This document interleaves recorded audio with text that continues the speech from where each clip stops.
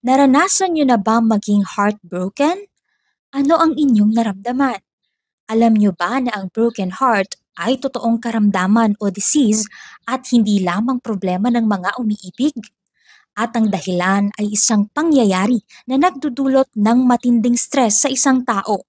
Ang tawag dito ay broken heart syndrome. Broken heart syndrome is a condition caused by a stressful event that triggers the surge in hormones that are felt to stun the heart and prevent it from pumping properly, which causes the artery to go into spasm.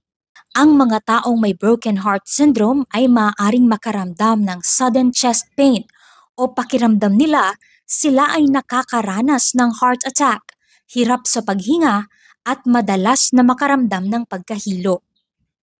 Ayon sa pag-aaral, ang mga nakaranas ng broken heart syndrome ay ang mga nakaranas ng mental and emotional stress tulad ng pagkamatay ng mahal sa buhay, pagkakaroon ng matinding away sa asawa o ibang tao, at pag-undergo ng major surgery. Parehas man ng signs and symptoms ang broken heart syndrome at heart attack, ito ay dalawang magkaibang kondisyon pa rin.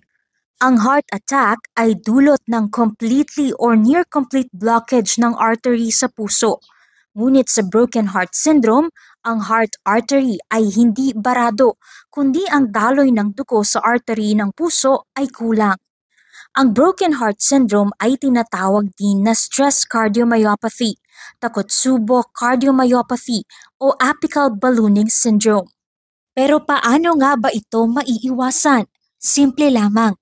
Ang broken heart syndrome ay maaaring maiwasan sa pamamagitan ng stress management and problem-solving techniques tulad ng pag-ehersisyo, pagligo ng maligamgam na tubig, at pag-practice ng deep breathing technique.